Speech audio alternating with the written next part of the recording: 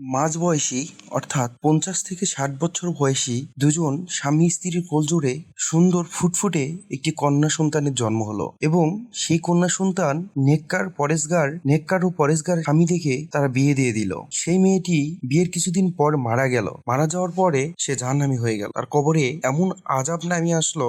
কেন এই আযাব তার কবরে? কি কারণে এই নেককার পরেশগার পর্দাশীল এই মেয়েটির কবরে এমন আযাব নেমে আসে? এই সম্পর্কে আজকের আলোচনা। চলুন শেষ পর্যন্ত আজকের এই ঘটনাটি শুনুন। আপনি অবাক হয়ে যাবেন আজকের ঘটনাটি শোনার পরে। প্রিয় দর্শক, একটি গ্রামে করিমপুর নামে এই গ্রামে বাস করত দুইজন নেকার ও পরেশগার ব্যক্তি। তারা বিয়ে ৫০ বছর অতিবাহিত হয়ে যাওয়ার পরেও তাদের ঘরে কোনো সন্তান নাই। তারা আল্লাহর কাছে প্রতিনিয়তই সন্তান আশা করছিল। এক পর্যায়ে আল্লাহ শেষ বয়সে তাদেরকে একটি কন্যা সন্তান দান করে। সেই কন্যা সন্তানকে তারা অত্যন্ত সুন্দরভাবে ইসলামী পথে মানুষ করতে শুরু করে। আরবি শিক্ষা দেয়, কোরআনে হাফেজ বানায়। এই মেয়েটি যেমন ছিল সুন্দরী তেমন মেধাবী ও বিচক্ষণ ছিল। মেয়েটির মা সেলাই মেশিনের কাজ করত এবং মেয়েটিও তার মার কাজ দেখে সেলাই মেশিনে কাজ শিখে ফেলে। খুব অল্প বয়স থেকে সেলাই মেশিনে কাজ শিখতে শিখতে মেয়েটির বাবা মা যখন বৃদ্ধ হয়ে যায় তখন মেয়েটি এই সেলাই মেশিনে কাজ করে তাদের পরিবারের ভরণ পোষণের যোগান দিত।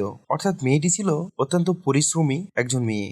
এমন পর্যায়ে মেয়েটি যখন বিয়ের বয়স হয়ে আসে ঠিক তখন তাদের বাবা মা দুজনই মারা যায়। প্রথমে বাবা মারা যায়, এর কিছুদিন পরেই তার মাও মারা যায়। মেয়েটি ইতিম হয়ে পড়ে। গ্রামে একটি বিয়ের কাজ চলছিল। সেই বিয়েতে কিছু মেহমান আসছিল এবং তাদের মধ্যে থেকে এক যুবক সেই মেয়েটি সম্পর্কে সব জানতে পারে। মেয়েটি ছিল যেমন দেখতে তেমন তার কর্ম এবং তার আচরণও ছিল অত্যন্ত মিষ্টি, যার কারণে এক দেখাতেই সেই ছেলেটি মেয়েটির প্রেমে পড়ে যায়। এবং সেই ছেলেটি ছিল যেমন শিক্ষিত, লম্বা, মিষ্টি এবং ভদ্র, যার কারণে মেয়েটিও ছেলেটিকে পছন্দ করে। তারা একে অপরকে বিয়ে করে নেয়।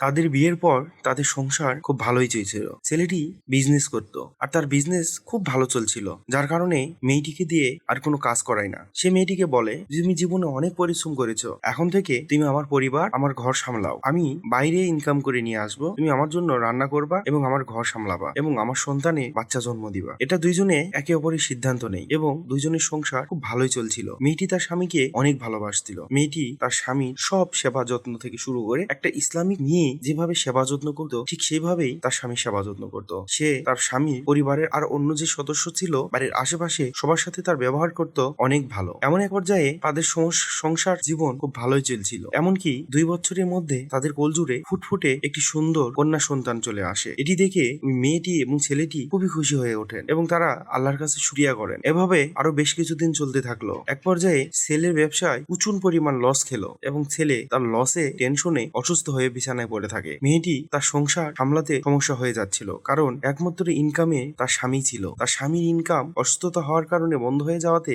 মেয়েটি কি করবে ভেবে পাচ্ছিল না। তার অসুস্থ স্বামীকে সে বলল যে, দেখো, আমি তো কোনো কাজ পারি না, তুমি যে বিজনেস করো সেই বিজনেসে তো সবকিছুই লস হয়ে গেল, এখন আমাদের সংসার চালানোর জন্য আমি তোমার জন্য কি করতে পারি? তখন ছেলেটি তার প্রশ্নের কোনো উত্তরই দেয় না। মেয়েটি আর ছেলেটি এক পর্যায়ে একটা সিদ্ধান্ত নেয় যে তারা তাদের পূর্বে যে কাজ করছিল, অর্থাৎ মেয়েটি যে সেলাই মেশিনে কাজ করছিল সেই কাজটি আবারও করবে এবং আবারও তার সংসারকে সুন্দরভাবে পরিচালনা করবে। এই সিদ্ধান্ত নেওয়ার পরে মেয়েটি তার সেলাই মেশিনের দোকানের জন্য সুন্দর একটি জায়গা স্থাপন করে এবং তার স্বামীর সেবা করে। মেয়েটি এইভাবে বেশ কিছুদিন চলে যেতে থাকে এবং মেয়েটি সেই দোকান থেকে তার বাড়ি যত্ন নেয় এবং দোকানের পাশাপাশি তার স্বামীরও সেবা যত্ন করতে থাকে। এদিকে স্বামী একটু একটু করে সুস্থ হয়ে উঠছিল এবং মেয়েটি তার কষ্টে পরিশ্রমে দোকান এবং বাড়ি, সন্তান সবকিছু মিলিয়ে এত পরিশ্রম করতে করতে মেয়েটি না খেয়ে তার পেটের মধ্যে সমস্যা হয়। এমনকি মেয়েটি ভিতরে ক্যান্সারের রোগ সৃষ্টি হয়ে যায়, যার কারণে মেয়েটি আর এই পৃথিবীতে খুব বেশি দিন থাকতে পারবে না। এমন সমস্যার মধ্যে মেয়েটি পড়ছিল যে দিন দিন অসুস্থ হয়েই পড়ছিল। এদিকে তার স্বামী সুস্থ হয়ে ওঠে এবং সুস্থ হয়ে উঠে তার কাজে ফিরে এবং কাজে ফেরার সাথে সাথে তার পরিবার উজ্জ্বল হতে থাকে। আর এইদিকে মেয়েটি প্রতিদিন অসুস্থতার নিমজ্জিত হতে থাকে, অর্থাৎ তার অসুখ বেড়েই যেতে চাচ্ছিল। এক পর্যায়ে মেয়েটির দোকান বন্ধ করে দিয়ে তার বাসায় একদম শয্যাশায়ী হয়ে পড়ে এবং ছেলেটি তার এই স্ত্রীর এই অসুখ দেখে অবাক হয়ে যায়। আল্লাহর কাছে দোয়া করে, আল্লাহ, আমার স্ত্রীর সমস্ত গুনাহ এবং সমস্ত কষ্ট দূর করে দিয়ে তাকে তুমি সুস্থতা দান করুন। আল্লাহ তাআলা তার এই কথা রাখতে পারল না। অচিরেই মেয়েটি খুব অসুস্থ হয়ে পড়ে এবং এক রাতে তার জীবনের সমস্ত কিছু মায়া ত্যাগ করে দিয়ে সে পরকালে পাড়ি জমায়, অর্থাৎ সে মেয়েটি মারা যায়। সে মেয়েটি মারা যাওয়ার পরে সেই লোকটি এবং তার মেয়ে, 2 বছরের ছোট্ট বাচ্চা মেয়েটি ভীষণ কান্না করে এবং তারা বাবা মেয়ে খুব একা হয়ে পড়ে এবং তার স্ত্রীকে সে কখনোই ভুলতে পারছিল না। একদিন রাতে তার স্ত্রী কবর জিয়ারতের জন্য তার কবরের পাশে যায়। কবরের পাশে যাওয়ার পরে সে দেখতে পায় কবরের মধ্যে প্রচন্ড চিৎকার চেঁচামেচি হচ্ছিল এবং কে যেন কবরের ভিতর থেকে বলছিল,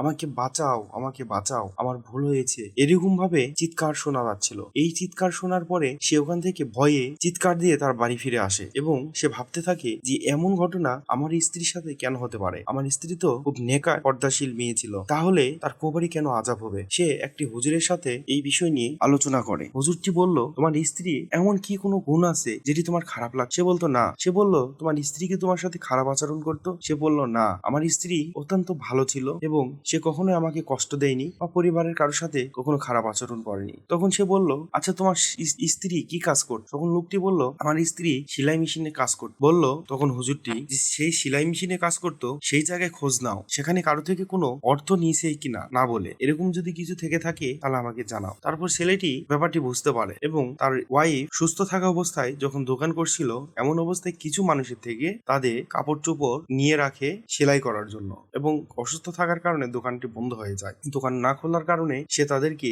সেই অর্থ বা সেই কাপড় আর ফিরিয়ে দিতে পারে না। সে তাদের আমানত তার কাছে গচ্ছিত রাখে। সে মারা যাওয়ার পরে তার স্বামী সেই কাপড়গুলি খুব যত্ন সহকারে রেখে দিয়েছিল। এই কথাগুলি যখন হুজুরের সাথে বলে, তখন হুজুর বলল, তুমি হয়তো বুঝতেই পারছো না যে এটি কত বড় ধরনের সমস্যা। আমানতের খেয়ানত করা আমাদের প্রত্যেকটি মুসলিমের জন্য একটি বড় ধরনের গুনাহ, আর এই গুনার কারণে কেউই রক্ষা পাবে না। সে যত বড় ভালো কাজ করুক না কেন, আমানতের খেয়ানতকারী মুনাফিক, আর মুনাফিকের আলামত আর মুনাফিকেরা সবসময় জাহান্নামেই থাকে। তোমার স্ত্রী যে কাজটি করেছে, কাজের জন্য তুমি সবার কাছে গিয়ে প্রথমত ক্ষমা চাইবে এবং যার যার আমানত তাকে ফিরিয়ে দিবে। এই কাজটি করে আসার পরে তুমি তোমার স্ত্রীর কবরের পাশে আবারও যাবে। যাওয়ার পরে কি হয় আমাকে বলবে। লোকটি তখন তার স্ত্রীর সেই কাপড়গুলো যার যার কাছ থেকে নেওয়া ছিল সবাইকে সেটি ফেরত দেওয়া আসে। ফিরিয়ে দিয়ে আসার পরে লোকটি রাতের আধারে আবারও তার স্ত্রী কবরের পাশে যায়। এবার তার কবরের মধ্যে থেকে সুঘ্রাণ হচ্ছিল, এতটাই সুঘ্রাণ হচ্ছিল যে সেই সুঘ্রাণে সে ওখানেই শুয়ে পড়ে এবং পরদিন সকালবেলা সে কবরের পাট উঠে